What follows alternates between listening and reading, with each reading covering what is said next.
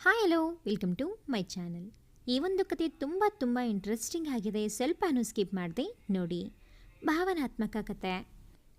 ಹಚ್ಚ ಸಂಪಿಗೆಯ ಬಣ್ಣದ ಸೀರೆಯುಟ್ಟು ಮಧುವಣಗಿತ್ತಿಯಂತೆ ಕಂಗಳಿಸುತ್ತಿದ್ದ ಅಖಿಲಾಳ ವದನದಲ್ಲಿ ನವವಧುವಿಗಿರಬೇಕಾದ ಲಜ್ಜೆ ಮುಗಳ್ನಗುಗಳ ಬದಲು ವರ್ಷನ ಸಾಕ್ಷಾತ್ಕಾರವಿಲ್ಲದ ಬಂಜರು ಭೂಮಿಯಂತೆ ಬಾಡಿತ್ತು. ಯಾರಲ್ಲಿ? ಮದುಮಗಳನ್ನು ಕರೆದುಕೊಂಡು ಬನ್ನಿ, ಮುಹೂರ್ತಕ್ಕೆ ತಡವಾಗುತ್ತಿದೆ ಎಂಬ ಪುರೋಹಿತರ ದನಿಗೆ ಆತಂಕಗೊಂಡವಳು ಹಸಿಮಣೆಯನ್ನೇರುವುದಕ್ಕಿಂತ ಮುಂಚೆ ತನ್ನ ಅಪ್ಪನ ಮುಖವನ್ನೊಮ್ಮೆ ದಿಟ್ಟಿಸಿ ಇದೆಲ್ಲ ಬೇಕಾ ಎಂದು ಕಣ್ಣಲ್ಲೇ ಪ್ರಶ್ನಿಸಿದ್ದಳು. ಮುಂದಾಗುವುದೆಲ್ಲ ಒಳ್ಳೆಯದಕ್ಕೆ. ನನಗೆ ಗೊತ್ತು, ನನ್ನ ಮಗಳು ಅವಳಪ್ಪನ ಇಚ್ಛೆಯನ್ನು ಮೀರಿ ನಡೆಯುವುದಿಲ್ಲವೆಂದು ಎಂದು ಮನದಲ್ಲೇ 100 ಬಾರಿ ಬುದ್ಧಿ ಮಾತುಗಳನ್ನು ಹೇಳಿ ಅವಳನ್ನು ಕರೆತಂದಿದ್ದ ಗೋಪಾಲರ ಮುಖಭಾವ ಈ ಕ್ಷಣದಲ್ಲಿಯೂ ಸಹ ಅದೇ ಆಗಿತ್ತು. ಹಣೆಗೆ ಬಾಸಿಂಗ ಕಟ್ಟಿಕೊಂಡು ವರನ ಕೈ ಮೇಲೆ ತನ್ನ ಕೈ ಇಟ್ಟು ಅಗ್ನಿಸಾಕ್ಷಿಯ ಮುಂದೆ ಕುಳಿತವಳ ಮನ ಅಪರಾಧಿಯ ಭಾವದಲ್ಲಿ ತತ್ತರಿಸುತ್ತಿತ್ತು. ಮದುವೆಗೆ ನೆರೆದಿದ್ದ ಸಾವಿರಾರು ಜನರು ಸ್ಪರ್ಶಿಸಿ ಆಶೀರ್ವದಿಸಿದ್ದ ತೆಂಗಿನಕಾಯಿ ಮೇಲಿದ್ದ ಮಾಂಗಲ್ಯ ಅವಳ ಪಾಲಿಗೆ ನೇಣಿನ ಕುಡುಗೆಯಂತೆ ಭಾಸವಾಗುತ್ತಿತ್ತು. ಅಖಿಲಾಳೊಂದಿಗೆ ಸಾವಿರಾರು ಭವಿಷ್ಯದ ಆಸೆ ಕನಸುಗಳನ್ನೆನೆದಿದ್ದ ಧ್ರುವನ ನೇರ ನೋಟವನ್ನು ಎದುರಿಸಲಾಗದೆ ತಲೆ ತಗ್ಗಿಸಿ ಕುಳಿತಿದ್ದವಳ ಕಣ್ಣೀರು ಎಡಬಿಡದೆ ಕೆನ್ನೆಯಿಂದ ಕೆಳಗಿಳಿಯುತ್ತಿದ್ದವು.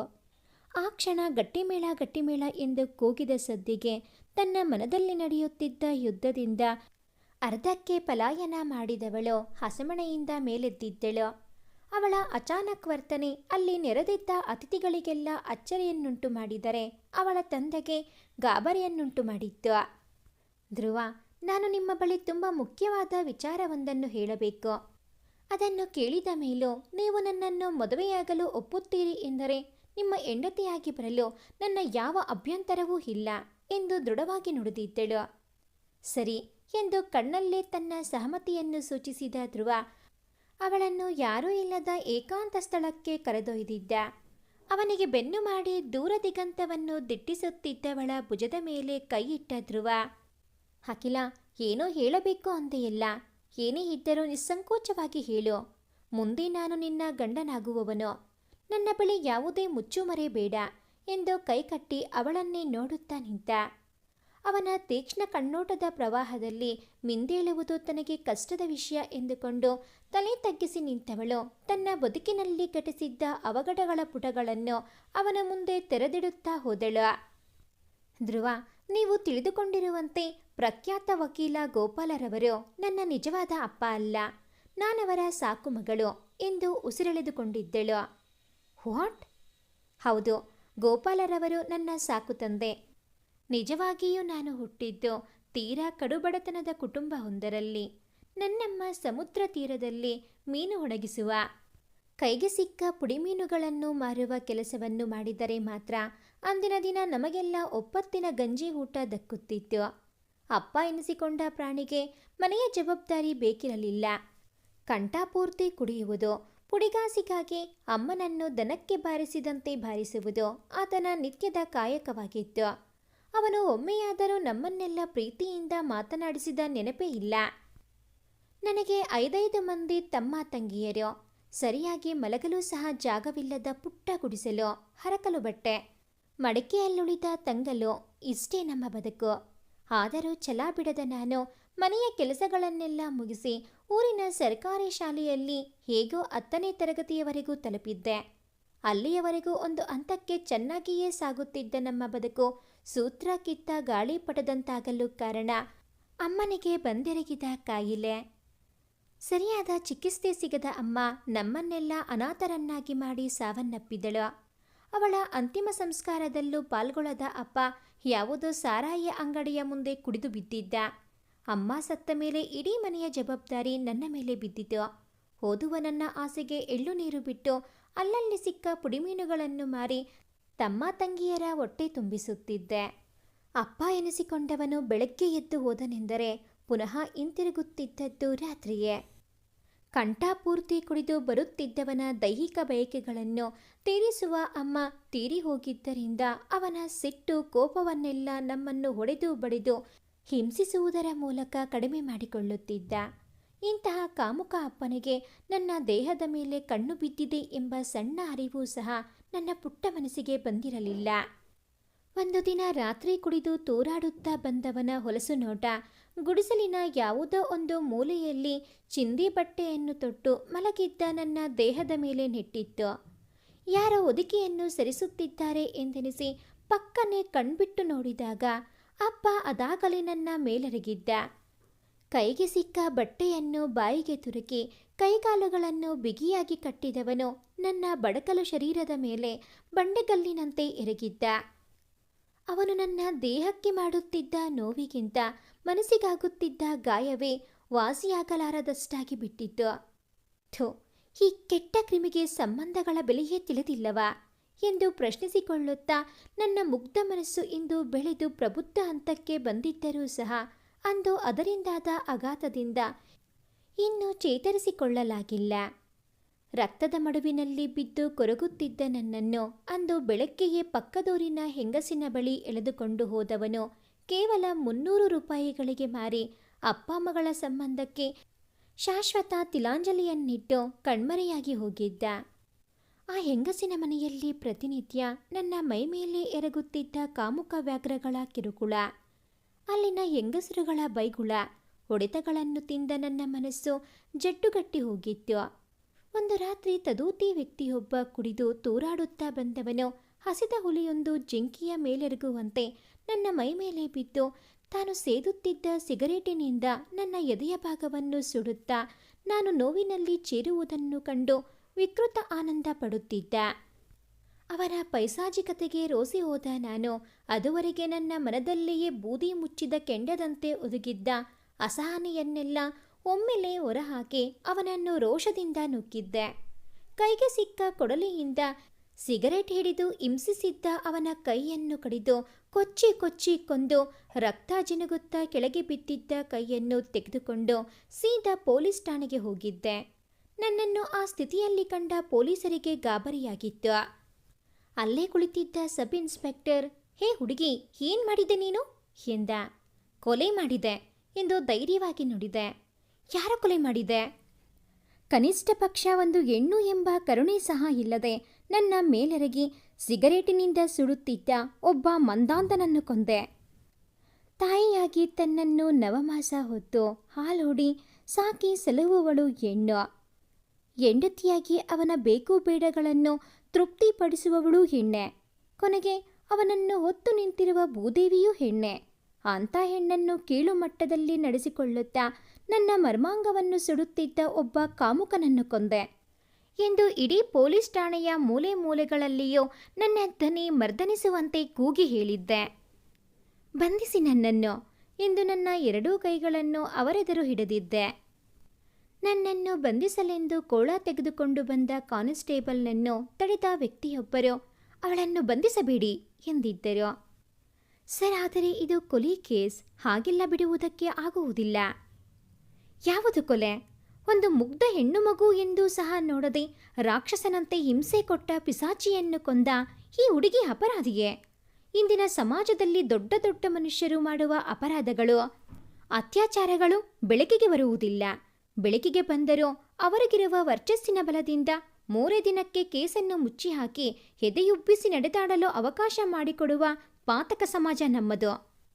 ಹಾಡಗಲೆ ಕೊಲೆ ಸುಲಿಗೆ ಮಾಡುವ ಕದೀಮರು ರಾಜಾರೋಷವಾಗಿ ತಾರಾಡುತ್ತಿರಬೇಕಾದರೆ ಈ ಹುಡುಗಿ ತನ್ನ ಮಾನರಕ್ಷಣೆಗಾಗಿ ಇವನನ್ನು ಕೊಂದದ್ದು ತಪ್ಪೆ. ನನ್ನ ಪ್ರಕಾರ ಇದು ಅಪರಾಧವೇ ಅಲ್ಲ. ಪರಿತ್ರಣಾಯ ಸಾಧುನಾಂ ವಿನಾಶಯ ಚ ದುಷ್ಕೃತಂ ಧರ್ಮ ಸಂಸ್ಥಾಪನಾರ್ಥಾಯ ಸಂಭವಾಮಿ ಯುಗೆ ಯುಗೆ. ಸಾಧು ಪುರುಷರನ್ನು ಉದ್ಧರಿಸುವುದಕ್ಕಾಗಿ, ಪಾಪಕರ್ಮ ಮಾಡುವವರನ್ನು ನಾಶ ಮಾಡಲಿಕ್ಕಾಗಿ, ಧರ್ಮವನ್ನು ಸ್ಥಾಪಿಸುವುದಕ್ಕಾಗಿ ನಾನು ಯುಗಯುಗಗಳಲ್ಲಿ ಪ್ರಕಟನಾಗುತ್ತೇನೆಂದು ಸಾಕ್ಷಾತ್ ಕೃಷ್ಣನೇ ಭಗವದ್ಗೀತೆಯಲ್ಲಿ ಹೇಳಿದ್ದಾನೆ. ಇಂದು ಆ ಕೃಷ್ಣನೇ ಇವಳ ರೂಪದಲ್ಲಿ ಅವತರಿಸಿ ಬಂದು ಇಂತಹ ಪಾಪಿಯನ್ನು ಕೊಂದಿದ್ದಾನೆ ಎಂದನಿಸುತ್ತಿದೆ ನನಗೆ. ಇವಳ ವಿರುದ್ಧ ಏನೇ ಕೇಸ್ ಬಂದರೂ ನಾನು ನಡೆಸುತ್ತೇನೆ ಎಂದ ಪ್ರಸಿದ್ಧ ವಕೀಲರಾದ ಗೋಪಾಲರವರು ನನ್ನನ್ನು ಆರೋಪದಿಂದ ಮುಕ್ತಗೊಳಿಸಿ ತಮ್ಮ ಮನೆಗೆ ಕರೆದುಕೊಂಡು ಹೋಗಿದ್ದರು. ಅಪ್ಪಟ ಬಂಗಲೆಯಂತಹ ಮನೆ. ಕನಸಿನಲ್ಲೂ ನೋಡಿರದ ವೈಭೋಗವನ್ನು ಕಂಡು ಮಂತ್ರಮುಗ್ಧಳಾಗಿದ್ದೆ. ಒಂದು ಮೂಲೆಯಲ್ಲಿ ಪುಟ್ಟ ಗುಬ್ಬಿಯಂತೆ ಮುದುರಿ ಕುಳಿತಿದ್ದ ನನ್ನೆದುರಿಗೆ ಊಟದ ತಟ್ಟೆಯನ್ನು ತಂದರಿಸಿದವರು ತಿನ್ನು ಎಂದಷ್ಟೇ ಹೇಳಿ ತಮ್ಮ ಶರ್ಟ್ ಬಿಚ್ಚಲು ಗುಂಡಿಯ ಮೇಲೆ ಕೈ ಇಟ್ಟಿದ್ದರು.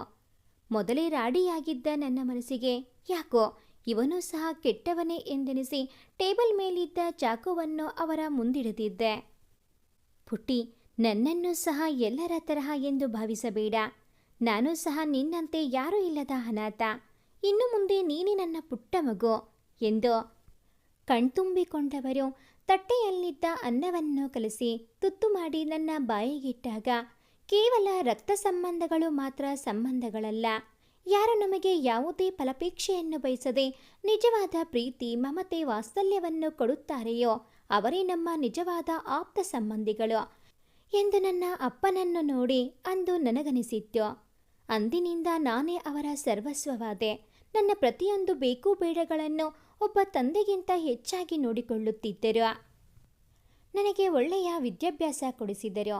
ಇಂದು ನಾನು ಸಮಾಜದಲ್ಲಿ ಎತ್ತರದ ಸ್ಥಾನಕ್ಕೆ ಬೆಳೆದಿದ್ದೇನೆ ಎಂದರೆ ಅದು ನನ್ನ ಈ ಮುದ್ದಿನ ಅಪ್ಪನಿಂದಾಗಿ. ನನ್ನ ಜನ್ಮಕ್ಕೆ ಕಾರಣನಾಗಿ ಅಪ್ಪ ಎಂದೆನಿಸಿಕೊಂಡವನು ಮೈಮೇಲಿದ್ದ ಚಿಂದಿ ಬಟ್ಟೆಯನ್ನು ಹರಿದು ಮಾನ ದೋಚಿದ್ದ. ಆದರೆ ನನ್ನ ಸಾಕು ಅಪ್ಪ ಎನಿಸಿಕೊಂಡವರು ಎಲ್ಲೋ ಬೀದಿ ಹೆಣವಾಗಬೇಕಾದ ನನ್ನನ್ನು ತಂದು ಊಟ ಬಟ್ಟೆ ಕೊಟ್ಟು ತಮ್ಮ ಸ್ವಂತ ಮಗಳಂತೆ ಸಾಗಿ ಸಲಹಿ ಮುಳುಗಿ ಹೋಗಿದ್ದ ನನ್ನ ಜೀವನಕ್ಕೆ ದಡದ ಮೂಲ ತೋರಿಸಿದ್ದರು ಎಂದು ತನ್ನ ನೋವಿನ ಕಥೆಯನ್ನು ಹೇಳಿ ಮುಗಿಸಿದ್ದಳು. ಹೀಗೆ ಹೇಳಿ, ನನ್ನಂಥ ಕೆಟ್ಟಿರುವ ಹೆಣ್ಣನ್ನು ಮದುವೆಯಾಗಲು ನಿಮಗೆ ಒಪ್ಪಿಗೆ ಇದೆಯೇ? ಇಷ್ಟು ದಿನ ನನ್ನ ತಂದೆಯ ಬಲವಂತಕ್ಕೆ ಈ ವಿಚಾರವನ್ನು ನಿಮ್ಮಿಂದ ಮುಚ್ಚಿಟ್ಟು ದೊಡ್ಡ ತಪ್ಪು ಮಾಡಿದ್ದೆ. ಅದು ಸರಿ, ಯಾವುದೇ ತಂದೆಯಾದರೂ ತನ್ನ ಮಗಳು ಒಳ್ಳೆಯ ಜೀವನ ನಡೆಸಬೇಕೆಂದು ಆಸೆ ಪಡುವುದು ಸಹಜವೇ. ಇದೇ ಕಾರಣಕ್ಕಾಗಿ ಈ ವಿಚಾರವನ್ನು ನಿಮ್ಮಿಂದ ಮುಚ್ಚಿಡಬೇಕೆಂದು ಅವರು ಆಣೆ ಮಾಡಿಸಿಕೊಂಡಿದ್ದರು. ಆದರೆ ಇರುವ ವಿಷಯವನ್ನು ಮರೆಮಾಚಿ ನಿಮ್ಮಿಂದ ತಾಳಿ ಕಟ್ಟಿಸಿಕೊಳ್ಳಲು ನನ್ನ ಮನಸ್ಸಾಕ್ಷಿ ಒಪ್ಪಲಿಲ್ಲ. ಅದಕ್ಕಾಗಿ ಇರುವುದನ್ನೆಲ್ಲ ನಿಮ್ಮ ಬಳಿ ಹೇಳಿಬಿಟ್ಟೆ.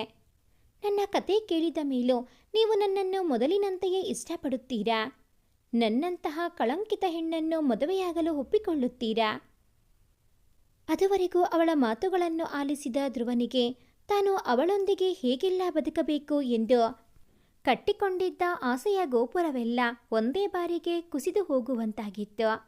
ಆ ಕ್ಷಣವೇ ಕತ್ತಿನಲ್ಲಿದ್ದ ಹೂವಿನ ಹಾರವನ್ನು ಕಿತ್ತೆಸೆದವನು ತನ್ನ ಅಪ್ಪ ಅಮ್ಮನನ್ನು ಕರೆದುಕೊಂಡು ಅಲ್ಲಿಂದ ಹೊರಟು ಹೋಗಿದ್ದ. ಇದು ಹೀಗೆಯೇ ನಡೆಯುತ್ತದೆ ಎಂದು ಮೊದಲೇ ಊಹಿಸಿದ್ದ ಅಖಿಲ ನೋವಿನ ನಗುವೊಂದನ್ನು ಹೊರಚೆಲ್ಲುತ್ತಾ ತನ್ನಪ್ಪನನ್ನು ಸಮಾಧಾನಿಸಿ ಮನೆಯ ದಾರಿ ಹಿಡಿದಿದ್ದಳು. ಅಂದು ಮುಂಜಾನೆ ಕೆಲಸಕ್ಕೆಂದು ತಯಾರಾದ ಅಖಿಲ ಅಪ್ಪನಿಗೆ ಹೋಗಿ ಬರುತ್ತೇನೆಂದು ಹೇಳಿ ಆಫೀಸಿನ ದಾರಿ ಹಿಡಿದಿದ್ದಳು. ಮಾರ್ಗ ಮಧ್ಯದಲ್ಲಿ ಅವಳಿಗೆ ಅಡ್ಡಲಾಗಿ ಬಂದು ನಿಂತ ಧ್ರುವ, ರೀ ಅಖಿಲ ಮೇಡಮ್, ನಿಮ್ಮ ಹಳೆ ಕಥೆಯನ್ನೆಲ್ಲ ಮುಚ್ಚಿಟ್ಟು ನನ್ನ ಜೊತೆ ಮದುವೆಯಾಗಲು ತಯಾರಾಗಿದ್ದ ನಿಮ್ಮ ಅಪರಾಧಕ್ಕೆ ನೀವು ದಂಡ ತೆರಲೇಬೇಕು ಎಂದು ಗಂಭೀರವಾಗಿ ನುಡಿದಿದ್ದ. ಕ್ಷಮಿಸಿ, ಯಾವ ರೀತಿಯ ದಂಡ ತೆರಬೇಕೆಂದು ಹೇಳಿಯೇ? ನನ್ನನ್ನು ಮದುವೆಯಾಗಿ ಕೊನೆಯವರೆಗೂ ನನ್ನ ಕೈ ಹಿಡಿದು ನಡೆಯಬೇಕೆಂಬ ದಂಡ ಎಂದು ತುಂಟನಗು ಬೀರಿದ್ದ. ಧ್ರುವ, ನಿಜ ಹೇಳುತ್ತಿದ್ದೀರಾ? ನನ್ನ ಕತೆ ಕೇಳಿಯೂ ಸಹ ನಿಮಗೆ ನಾನು ಒಪ್ಪಿಗೆಯೇ ಎಂದು ಕಣ್ಣರಳಿಸಿದ್ದಳು. ಅಖಿಲ, ಮೊದಲನೆಯದಾಗಿ ನನ್ನನ್ನು ಕ್ಷಮಿಸು. ಅಂದು ಮದುವೆ ಮನೆಯಿಂದ ಏಕಾಏಕಿ ಎದ್ದು ಬಂದು ನಿನಗೂ ನಿನ್ನಪ್ಪನಿಗೂ ಬಹಳ ನೋವು ಮಾಡಿದ್ದೇನೆ. ಆದರೆ ಮನೆಗೆ ಹೋಗಿ ನಿಧಾನವಾಗಿ ಯೋಚಿಸಿದೆ. ಏನೂ ಅರಿಯದ ವಯಸ್ಸಿನಲ್ಲಿ ಅಸಹಾಯಕಳಾದ ನಿನ್ನ ಮೇಲೆ ಕಾಮುಕರು ಅಟ್ಟಹಾಸ ಮೆರೆದರೆಂದರೆ ಅದರಲ್ಲಿ ನಿನ್ನದೇನು ತಪ್ಪಿದೆ? ಎಲ್ಲ ಹೆಣ್ಣು ಮಕ್ಕಳಿಗೂ ನಿನ್ನ ರೀತಿಯ ಧೈರ್ಯ ಬಂದರೆ ಇಂದು ಸಮಾಜದಲ್ಲಿ ನಡೆಯುತ್ತಿರುವ ಅತ್ಯಾಚಾರಗಳು ಸ್ವಲ್ಪ ಮಟ್ಟಿಗಾದರೂ ಕಡಿಮೆಯಾಗುತ್ತಿದ್ದವು. ಚಿಕ್ಕ ಮಕ್ಕಳು ಎಂದು ಸಹ ನೋಡದೆ ಅವರನ್ನು ಅತ್ಯಾಚಾರದ ಸುಳಿಗೆ ಸಿಲುಕಿಸುವ ಕಾಮುಕರಿಗೆ ಸಾವೇ ಸರಿಯಾದ ಶಿಕ್ಷೆ. ಅದನ್ನು ನೀನು ಕೊಟ್ಟಿದ್ದೀಯಾ? ಹೆಣ್ಣು ತನ್ನ ಮೇಲೆ ಅತ್ಯಾಚಾರ ನಡೆಯುತ್ತಿದೆ ಎಂದು ಅಸಹಾಯಕಳಾಗುವ ಬದಲು ಅದನ್ನು ಎದುರಿಸಿ ನಿಲ್ಲುವ ಧೈರ್ಯ ಮಾಡಬೇಕು. ನಿಜಕ್ಕೂ ನೀನು ಇಂದಿನ ಹೆಣ್ಣು ಮಕ್ಕಳಿಗೆ ಮಾದರಿ. ಒಂದು ಮಾತು, ನಿನ್ನ ಮೇಲಿನ ಕನಿಕರದಿಂದಾಗಲಿ ಅಥವಾ ನಿನ್ನ ಕಥೆಯನ್ನು ಕೇಳಿ ನಿನ್ನ ಮೇಲಿನ ಸಹಾನುಭೂತಿಯಿಂದಾಗಲಿ ನಾನು ನಿನ್ನನ್ನು ಒಪ್ಪಿಲ್ಲ. ನಿಜವಾಗಿಯೂ ನಿನ್ನನ್ನು ಮನಸ್ಸಾರೆ ಪ್ರೀತಿಸುತ್ತಿದ್ದೇನೆ. ಅದರ ಆಳ ಎಷ್ಟು ಎಂದು ವಿವರಿಸಲಾಗದಷ್ಟು ಪ್ರೀತಿಸುವೆ ನಿನ್ನ. ಶಿವನು ಗೌರಿಯನ್ನು ತನ್ನ ಶಿರದ ಮೇಲಿಟ್ಟು ಮೆರೆಸಿದಂತೆ ವಿಷ್ಣುವು ಲಕ್ಷ್ಮಿಯನ್ನು ತನ್ನ ವಕ್ಷಸ್ಥಳದಲ್ಲಿಟ್ಟು ಹೃದಯ ಬಡಿತವನ್ನಾಗಿ ಮಾಡಿಕೊಂಡಂತೆ. ರಾಧಾಕೃಷ್ಣರ ಭತ್ತದ ಅನುರಾಗದ ಚಿಲುಮೆಯಂತೆ, ಸೂರ್ಯ ಇಳಿಯ ಮೇಲೆ ಪಸರಿಸುವ ಬೆಳಕಿನಂತೆ, ಕೊನೆವರೆಗೂ ಕೈ ಹಿಡಿದು ಕಾಯ್ದ ರಾಮನ ಬಂಟನಂತೆ, ನನ್ನ ತೋಳತೊಟ್ಟಿನಲ್ಲಿ ಲಾಲಿ ಹಾಡಿ ಮಲಗಿಸುವ ಮಮತೆಯ ತಾಯಂತೆ ಎಂದು ಅವಳನ್ನು ತಬ್ಬಿ ಹಿಡಿದಿದ್ದ. ಗಂಡಸರೆಲ್ಲ ಕೆಟ್ಟವರೇ ಎಂದು ಭಾವಿಸಿದ್ದವಳಿಗೆ ಎಲ್ಲ ಗಂಡಸರು ಕೆಟ್ಟವರಲ್ಲವೆಂದು ಇಂದು ನೀವು ಸಾಬೀತು ಮಾಡಿ ತೋರಿಸಿಬಿಟ್ಟಿರಿ. ಎಲ್ಲರಿಗೂ ನಿಮ್ಮಂಥ ದೊಡ್ಡ ಮನಸ್ಸು ಇದ್ದಿದ್ದರೆ ಇಂದು ನನ್ನಂತಹ ಎಷ್ಟೋ ಮುಗ್ಧ ಹೆಣ್ಣು ಮಕ್ಕಳ ಬಾಳು ನಿಕೃಷ್ಟ ಪರಿಸ್ಥಿತಿಗೆ ಸಿಲುಕುತ್ತಿರಲಿಲ್ಲ. ಆ ಒಂದು ವಿಷಯದಲ್ಲಿ ನಾನು ಅದೃಷ್ಟವಂತಳೇ ಸರಿ ಎಂದು ಅವನನ್ನು ಅಪ್ಪಿ ಮನಸಾರೆ ಅತ್ತಿದ್ದಳು. ಅಂದಿನಿಂದ ಅವರಿಬ್ಬರ ಸುಂದರ ಬಾಳಿನಲ್ಲಿ ನವಪಲ್ಲವಿಯೊಂದು ಆಗಮಿಸಿದ್ದು. ಕತ್ತಲಿನಿಂದ ಕೂಡಿದ್ದ ಅಖಿಲಾಳ ಬಾಳಿನಲ್ಲಿ ಬೆಳಕಿನಂತೆ ಬಂದಿದ್ದ ಧ್ರುವ. ಈ ಒಂದು ಕತೆ ನಿಮಗೆ ಇಷ್ಟ ಆಗಿದ್ದಲ್ಲಿ ಪ್ಲೀಸ್ ಲೈಕ್ ಮಾಡಿ, ಶೇರ್ ಮಾಡಿ, ಹಾಗೆಯೇ ಕಾಮೆಂಟ್ ಮಾಡೋದನ್ನು ಮರಿಬೇಡಿ. ಇನ್ನೂ ಯಾರೆಲ್ಲ ಈ ಚಾನಲ್ಗೆ ಸಬ್ಸ್ಕ್ರೈಬ್ ಆಗಿಲ್ಲ ದಯವಿಟ್ಟು ಈ ಕೂಡಲೇ ಸಬ್ಸ್ಕ್ರೈಬ್ ಆಗಿ. Thanks for watching this video.